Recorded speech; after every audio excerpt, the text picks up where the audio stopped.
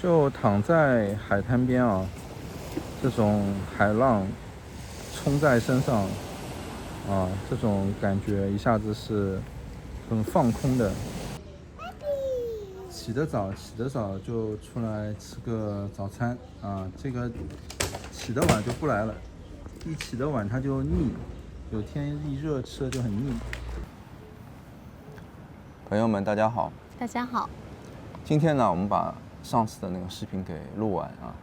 上一次呢，我们就聊到，就是现在想润出来的朋友，一方面呢是受了中介的一些宣传，因为这部分朋友呢，大部分其实是没有来过欧美国家的，对啊，有的甚至连旅游都没有来过。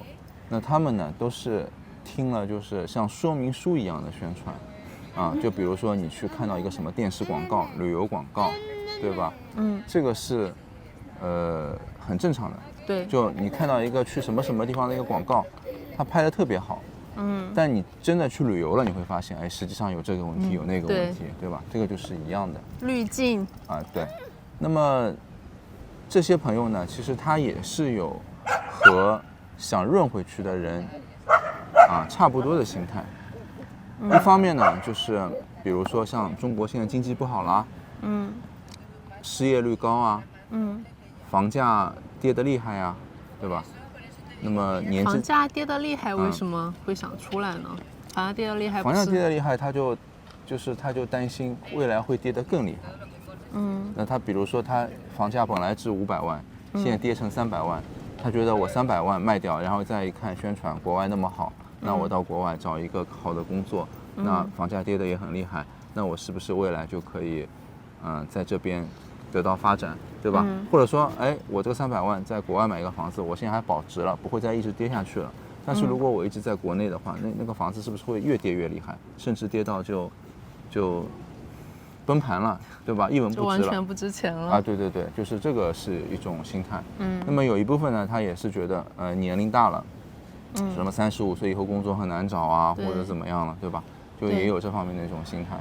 总之吧，也是对当下的一种就是不满意，对未来的一种不确定。对，所以其实是两者是心态上是一样的。那移民啊，其实那些润回去的人，他也叫移民，他只是再次移民，对吗？移民其实就是人的迁徙，生活在这儿觉得不高兴了，不爽了，不满意了，那他就迁徙，这个就是移民，对吧？就不是说从里面跑出来就叫移民，跑回去它也是一种移民啊。对。那么在我看来呢，就是因为其实我们上海人啊，说的好听一点，就是接触西洋文化比较多，对吧？因为我们历史上有很多什么殖民的文化，对吧？什么法租界呀、日租界呀、英租界呀、公共租界呀，啊，反正就有好多。像我们上海那个外滩，全是万国建筑楼什么。我小时候，我大概就是能听得懂话的时候，我外婆就跟我说：“哎呀，以后你一定要有出息，一定要到国外去留学什么啊。”难听一点，就是我觉得上海这个城市，它就是有一种崇洋媚外的这种感觉，对吧？但是呢，话说回来啊，就是我们对出去到国外，或者对欧美的生活什么，就我们是就不陌生的，因为像我们家的话，就是我这个年龄这一层，对吧？基本都是在国外，有在美国的，有在澳洲的，有在加拿大的，对吧？在加拿大的现在跑去新加坡了，像我们是在西班牙的，对吧？对。那么像就是我们的父母这一代，那么只有唯一的我一个阿姨，她是当时就去的澳洲，我的母亲还有就是我的其他的阿姨，他们之前就是在我们这个年轻的这个时候，他们也想过要出国，但是后来就是各种各样的原因啊，也就没出成，对吧？但是我有一个阿姨是真的就出去了，去了澳洲，她跟她的那个就是我姨父一起去的，然后呢，也是就靠那个白手起家，很辛苦，白手起家，在澳洲也买了房子，也买了一个什么咖啡店啊还是什么，反正就还可以吧，对吧？再加上呢，就是他在那个上海，就他出国的时候，他上海，他在市中心，那个时候叫什么？就是像澳门路那些地方啊，他们有一个上海话的说法叫“赌资命总”，但我不知道那个怎么说了啊，反正就在那个地方，他有那种房子嘛，老的房子，他也没卖掉，等到就是现在吧，就那些房子都拆迁啊什么，反正又赔了他很多钱，但唯一的不好的是什么呢？就是我阿姨她去世了。就我母亲这一代，所有的他们这个移民里面，我母亲这一代就所有的他们姐妹什么的兄弟移民的就她一个人，就她这一代她先去的，然后呢，她也是唯一一个他们这代人当中现在去世的，其他就走得最早的啊，对，走得最早的，就其他人都活得好好的。那么是为什么呢？是为什么？就像我昨天看到一个故事，说有一个法国的律师。他在47岁的时候，他遇到了一个90岁的老太太。那个老太太有一个很大的一个就是房子，那么这个法国的律师，他就觉得这个老太太年老啊，也没人照顾，因为这是孤老。对。那么他就觉得这个人怎么说，挺可怜的，孤零零的，他就好心嘛，他说那个就想照顾她，帮她。那个老太太呢，也觉得就是好像有一个亲人作伴。那个老太太呢，就跟他说，他说，哎呀，他说我有这个房子，我要是去世了，我把这个房子就送给你，但是呢，就是你得就是跟我签个协议，就是要养我啊，抚养我，一直到那个我去世。那个律师想，当时他才47岁嘛，他想就是这个老太太现在已经90岁了，还能活多少年呢？是吧？他觉得就是这个事情对他来讲不怎么亏的。当然他也没有那么在意，就是说这个房子，他本身也是出于一种善良嘛。那么他就跟这个老太太签这个协议了。他每个月给这个老太太2500法郎。结果呢，这个律师到了77岁，这个律师就死了。这个老太太活到122岁。活这么长。对，就是我也在想，就为什么呢？难道是因为这个老太太基因好吗？命长吗？还是这个律师什么运气不好？我觉得啊，就是这个律师他在每个月他自己的生活开支以外，他每个月额外支出了2500法郎。明白我意思吗？对。那意味着就是他要多干一些事情，多承受一些压力。是的。但是这个老太太呢，就是她反而就是有人照顾了，有人照顾，心情又好，对，心情又好，她就什么都不用干，对吧？她就反正养老，她觉得我活着多活一天就赚一天，然后身后事我也准备好了，反正死了房子就送给这个律师了嘛，她就没有任何的烦恼，她就把这个每天都这样快乐的活着，结果她活了122岁，律师先死了，这个也就说明什么？你说我那个阿姨。就他必然就是他去国外，对吧？你想我们现在这个年代，我们跑出来，我们还是有一点就是积累的，对吧？我们都觉得啊，各种方面的这种你说办这个办那个呀，手续啊，生活各种挑战吧，各种挑战。他那个年代，他又没文化，他什么也没有，对不对？他就凭着一股就是一种拼搏的精神，他就去了。所以其实这是很辛苦的。对。那他的这种人的那种提前的透支，他每个月就其实他就等于每个月多付了2500法郎，有可能还不止，对吧？所以就是他是唯一一个就是去世的。那么我们这一代人里面，就是我这个年龄的后来就大家都跑出来移民了，对吧？因为确实在前那些年都是有这种崇洋媚外的一种想法吧，就读书的也觉得哎呀出来要镀个金，对吧？对，你像我表妹，她就直接嫁一个英国人，嗯她就觉得那个找那个外国人就跟她的这种生性好像无拘无束的或者怎么样，就是很吻合生了几个孩子呢，还就已经定居在国外了。但是上次她跟我打电话，就你也听到的，对吧？他也说他想来西班牙，他说他也想来西班牙，他说他也觉得就是那个中国看病好，对吧？我们不是为此还争论了一下吗？对，我说那个外国的药比较好，什么什么，他说中国看病好，什么他说他觉得在加拿大他看的不好，他不满意，他觉得加拿大那个医生的经验少，没有中国经验医生多，是吧？我们不是还争论一下吗？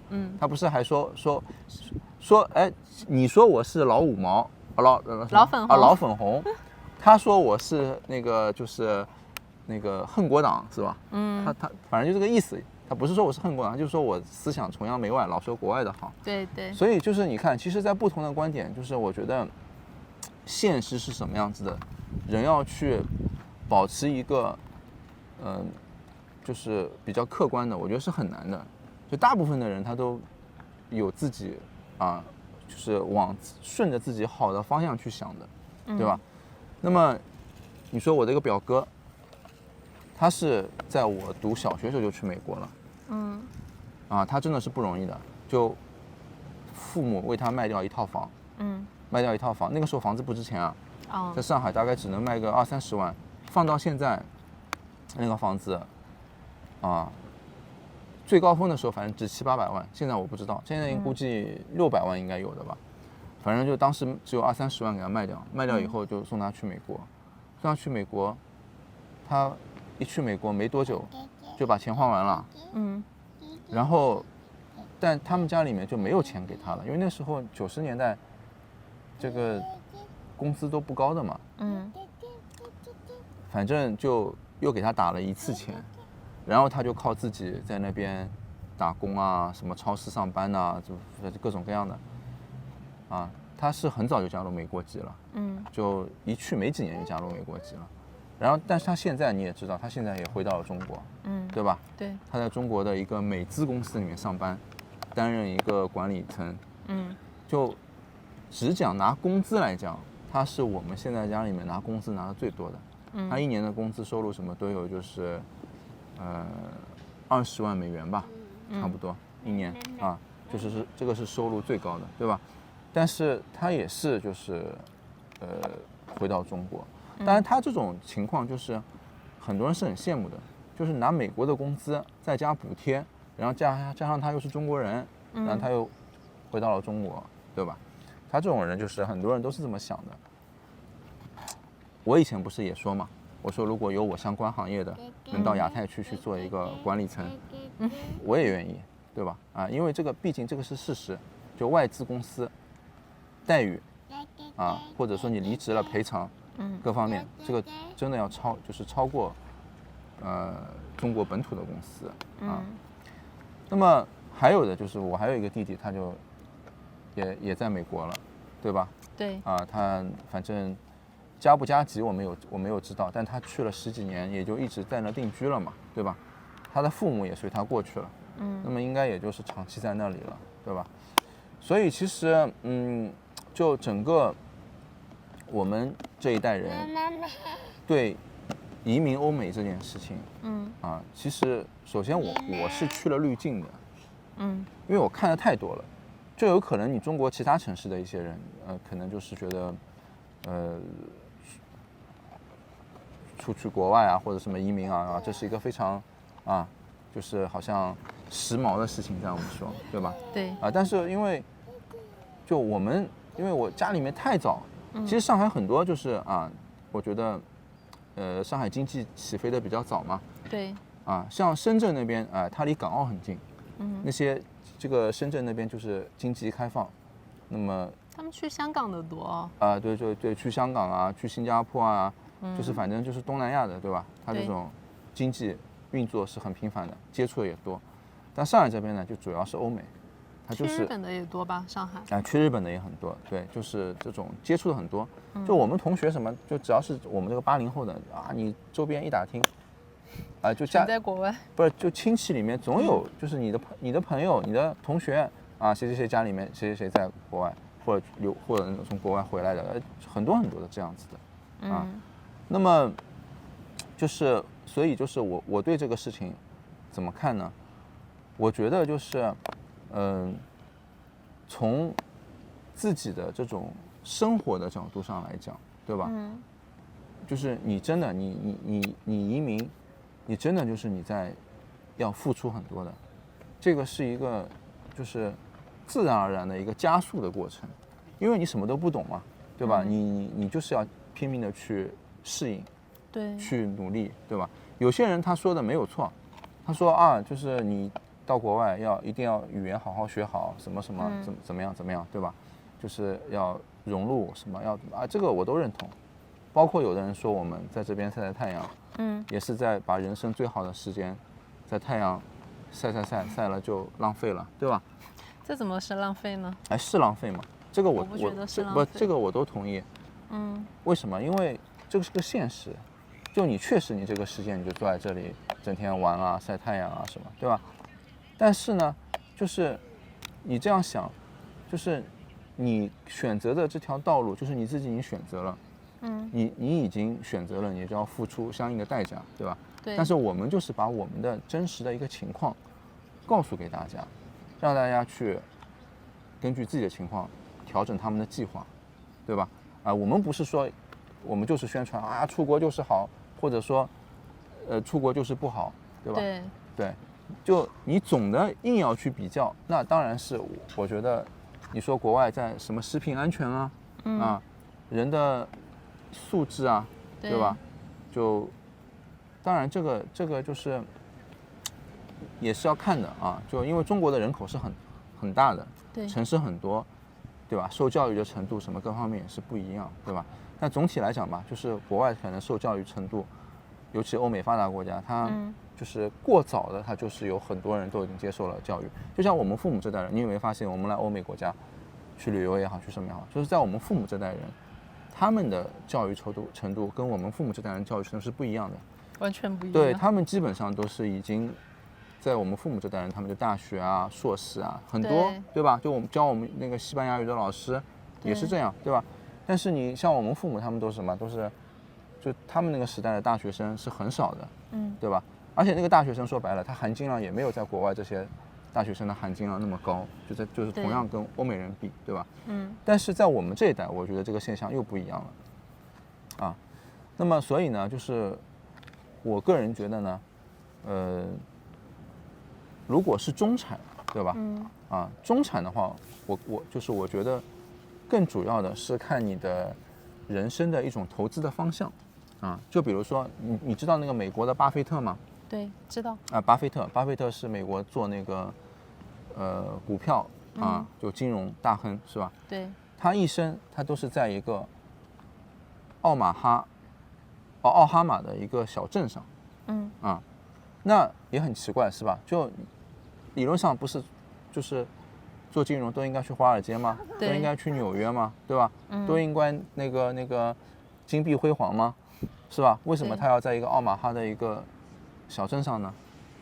是不是？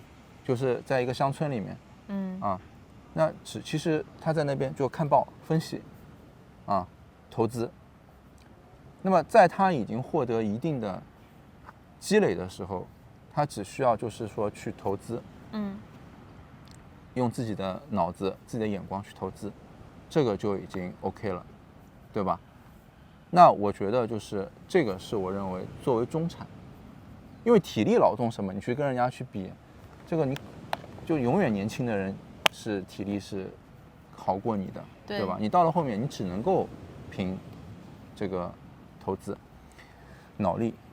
但是呢，对于很多中国的中产呢，就会有这样的一个问题，因为中国的中产，你比如说像我父母他们这些人，他们并没有就是我前面说的，就是那种教育程度，所以呢，他们的财富往往是由于时代积累来的，对，时代的红利，对吧？就中国经济腾一下发展了，然后开始搞房地产，对，然后房子一拆啊，大家分点钱，或者说房子涨价了，他们运气好了买了几套房的，出租的节约一点的，再加上他们对过去贫穷的一种恐惧，导致他们就不敢花钱，很节约，所以他们就积累了一些钱，就他们的钱主要是靠省还有时代的这个红利，对，并不是说完全他们对理财投资这件事情有什么很高明的见识或者认知，对吧？那么这种呢，就是导致就是他们对投资市场不了解，或者被骗或者什么，或者他们在投资市场里面就他们赚不到很多钱的一个关系，对吧？但是对于我来讲的话，我就觉得这个是最适合中产的，因为世界总是有投资的这种机会，这个世界包括中国的，就我觉得不管是什么地方，中国现在是全球第2大经济体，对吧？对，投资的机会是很多的。就像现在，比如说，房价跌了，对吗？那么很多人比如说他会觉得，哎呀，我要出来，我要把房子给在现在的价格卖掉，然后我出来我去先到仓库搬运，或者我去找个苦一点的工作，或者怎么样，我去拼几年以后，我再就是在这边国外拿个身份，怎么永居长居，怎么生活下来，是吧？对，但是在我看来不是，就如果你让我去做选择，我会觉得等它再低到一个什么程度，我会考虑去抄底，对吧？我会考虑去买卖，去盈利，是吧？这个我觉得就是说是未来的一种机会嘛，但是对于就是有很多人说那我家庭条件不好我就是一个很普通的人，对吧？妈的也没有钱去投资，什么也没有，你说这个离我太远了，是吧？那我其实觉得最主要的原因就是要积累，就人一定要有一个基础的积累，对吧？那么过去很多人认他们有基础积累的一个有一个这样的可能，为什么？就是我上个视频说的那个工资，当时欧美发达国家工资要比中国要差不多有10倍，对吧？就你在这儿干1个月，在中国你要干1年那当然你可以完成原始积累，但是现在已经不是了，对，就各种各样的情况导致了现在你到欧美来，你很难完成积累，对吧？你别说积累了，你美国 ICE 天天抓人，还要给你遣返，对吧？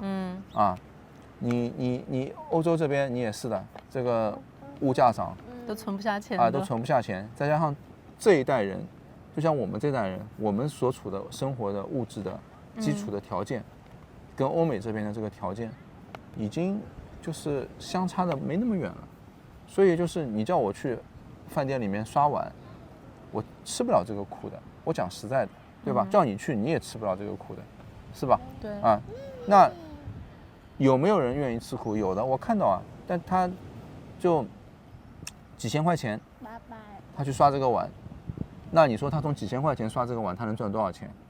其实也赚不到钱，维持生存都很难，说白了，对吧？但是他想的就是什么？就是我在这边是不是有一个拿到一个居留，拿到一个未来，好像我就赌赢了。如果我现在回到20岁，面对现在这样的一个情况，我考虑的优先的肯定不是说我跑到欧美来再从事体力劳动去完成原始积累我可能考虑的更多就是我在中国怎么样找到就是跟我阶层不一样的人，更精英的人，我全愿为他去付出更多。你理解我的意思吗？比如说我去学车，对吧？我去学开车然后这个开车练得特别好然后呢我再去学什么保安健身什么的反正就是再学语言，对吧？学个英语什么，然后我去面试做司机，对吗？我如果能遇到一个像老板或者高层我给他去开车，虽然我是个底层，但是我能就耳濡目染嘛，我就能学到很多这个东西。就你在一个就是优秀的公司或者优秀的人身边，哪怕你去开车，离他越近，就学习到更多东西。就我就不会考虑啊，就是眼前的这些很急功近利的东西了。那么中国早期的很多企业家，都是通过之前在海外有经历，然后他们把海外当时好的东西移植到中国，对吧？你比如说像百度啊什么这种公司太多了，当时就是在国内的话，这个是空白是没有的，所以他们就移植回去，就可以去创业，赚到很多钱。但是你在现在这个时代，就中国他已经给你反输出了，对吧？像什么TikTok 啊，还有那个拼多多啊，对吧？还有什么，反正这种电商电子网络，它给你反输出，它已经自己研发了一些这个东西，就能输出到国外获得成功。